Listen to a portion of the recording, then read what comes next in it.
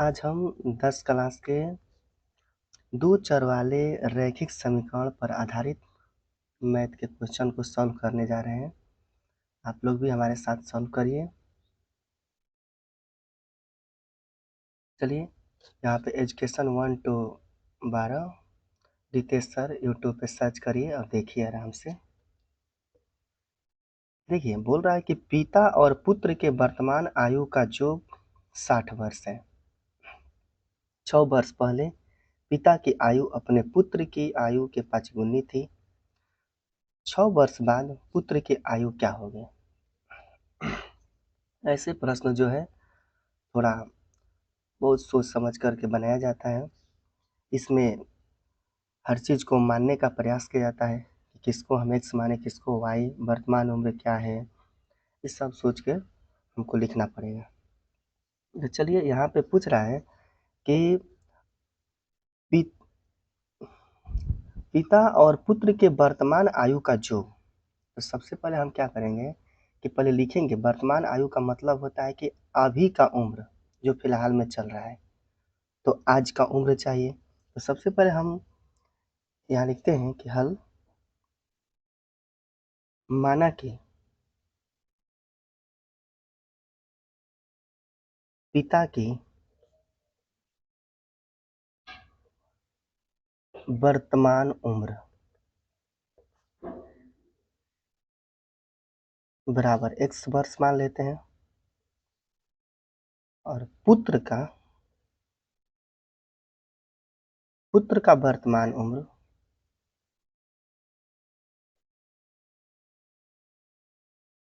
y वर्ष लिख देते हैं। ये हो गया वर्तमान उम्र। अब देखिए ना यहाँ लिखा है कि पिता और पुत्र के वर्तमान आयु का योग 60 वर्ष है, यानी कि पिता का वर्तमान उम्र को हम x लिख दिए हैं। यहाँ पे लिख देते हैं प्रश्नानुसार पिता की वर्तमान उम्र x वर्ष यानी x, पुत्र का वर्तमान उम्र y वर्ष यानी y, और दोनों का योगफल आयु का योगफल, तो दोनों के उम्रों का योगफल मतलब जो कितना है 60 वर्ष। 60 वर्ष है, 60 वर्ष। यहाँ पे समीकरण 1 तैयार कर लेते हैं। अब बोल रहा है कि 6 वर्ष पहले पिता की आयु, यानी कि 6 वर्ष पहले यानी भूतकाल में। अब समझिए अगर आज पिता 50 वर्ष का है तो 6 वर्ष पहले उनकी आयु कितनी वर्ष की होगी? तो 50 में से 6 माइनस कीजिए, 44 वर्ष।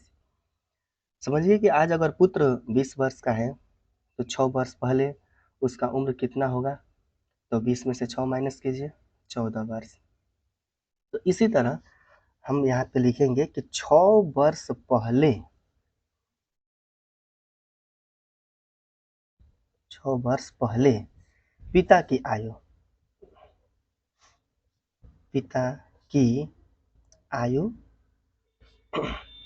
बताइए पिता की अभी फिलहाल का उम्र कितना है? x वर्ष। लेकिन आज से 6 वर्ष पहले यानी कि आज के उम्र x में से और 6 वर्ष माइनस कीजिए, 6 वर्ष माइनस कर दीजिए, इतना वर्ष हो गया। फिर इसी प्रकार 6 वर्ष पहले पुत्र की आयु, तो 6 वर्ष पहले पुत्र भी आज के उम्र से 6 वर्ष छोटा ही होगा, यानी कि आज उसका उम्र y वर्ष है, y लिख देते हैं और 6 वर्ष उसमें भी माइनस करेंगे।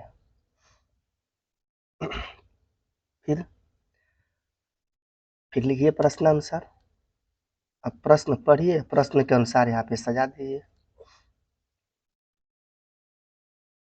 यहाँ से 6 वर्ष पहले पिता की आयु, यानी 6 वर्ष पहले पिता की आयु क्या है? x माइनस 6 अपने पुत्र की आयु के, यानी 6वें वर्ष पहले अपने पुत्र की आयु यानी कि y माइनस 6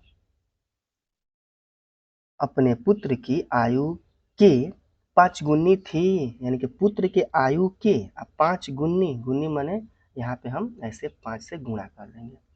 और अब यहाँ पे देखिए इधर पिता का उम्र हो गया,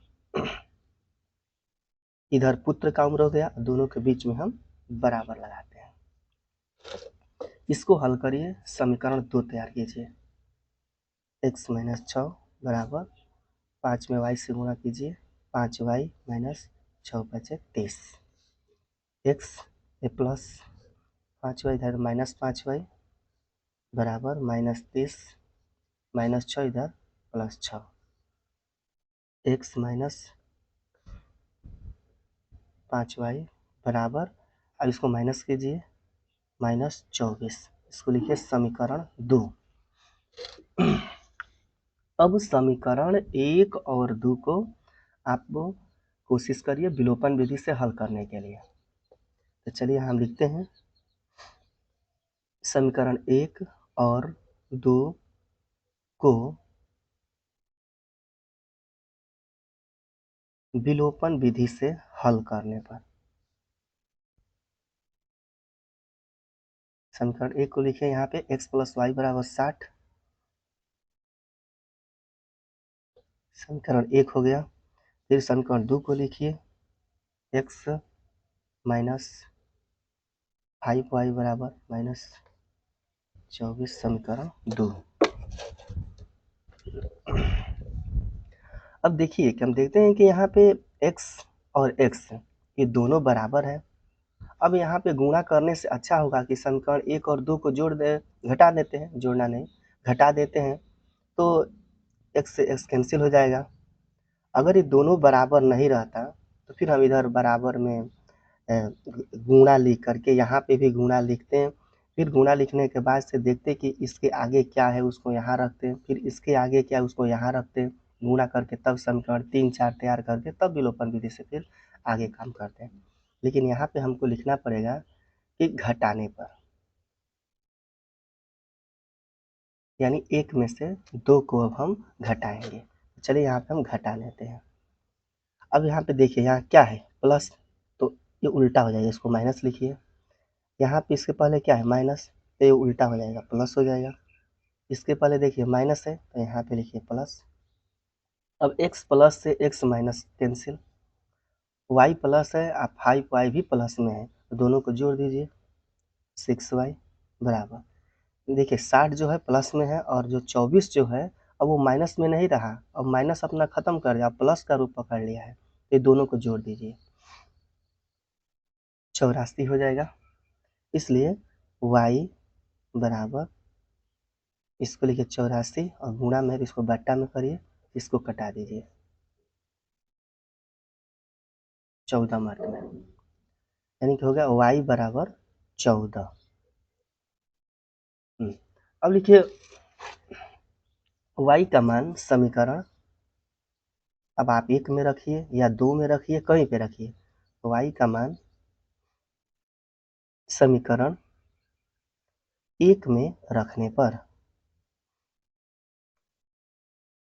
समीकरण 1 चेक करिए, समीकरण 1 अभी यहाँ पे था ना x प्लस वाई बराबर 60, समीकरण 1, अब इसी को यहाँ पे रखेंगे, लिखते हैं x प्लस वाई बराबर 60, इसलिए x को यहाँ पे छोड़ देते हैं, प्लस y का भी आंसर है 14 रखते हैं बराबर 60, इसलिए x बराबर 60 प्लस 14, इधर है माइनस 14, इसलिए x बराबर 0 में से 6 और इधर है 4, यानी हो गया 46 वर्ष। अब हम यहाँ क्या लिखते हैं, चलिए यहाँ पे कर देते हैं। अब हम लिखेंगे कि देखिए मेरा y का भी मान आ गया, x का भी मान आ गया। y बराबर आप 14 देख रहे हैं और x का मान देखिए, x बराबर 46। तो देखिए हम सबसे पहले माने क्या थे, पिता का वर्तमान उम्र x माने थे, तो लिख देंगे कि पिता का वर्तमान उम्र,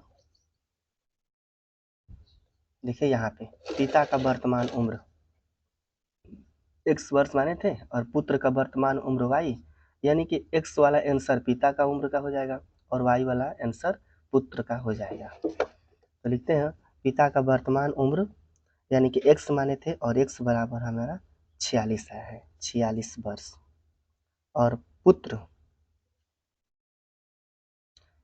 पुत्र का वर्तमान उम्र। तो पुत्र का वर्तमान उम्र y माने थे और y का मान आ गया हमारा 14 वर्ष। देखिए यहाँ 14 वर्ष।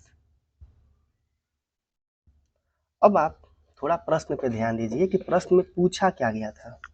यहाँ पे प्रश्न में पूछा गया कि 6 वर्ष बाद, यानी बाद के मतलब भविष्य का बात कर रहा है, फ्यूचर में 6 वर्ष बाद पुत्र की आयु क्या होगी। यानी 6 वर्ष बाद, इसका मतलब कि चेक करिए कि आज का उम्र क्या है। तो पुत्र के आज का उम्र तो 14 वर्ष है, लेकिन आज से वो 6 वर्ष बाद कितने वर्ष का हो जाएगा। तो 14 वर्ष में 6 वर्ष जोड़ दीजिए, यानी 20 वर्ष का हो जाएगा। तो यहाँ पे लिख दीजिए कि 6 वर्ष बाद पुत्र का उम्र, पुत्र का उम्र। तो इसका मतलब कि आप आज तो वो हो गया 14 वर्ष का, यानी कि y का मान 14 आया और y में 6 वर्ष और ऐड कीजिए, अर्थात y का मान 14 और 14 में 6 वर्ष और जोड़िए। 14 6 कितना हो गया, 30 वर्ष। और यही हो जाएगा हमारा आंसर। इस तरह आप चाहें तो ऐसे ऐसे क्वेश्चन को अच्छे तरीके से बना सकते हैं।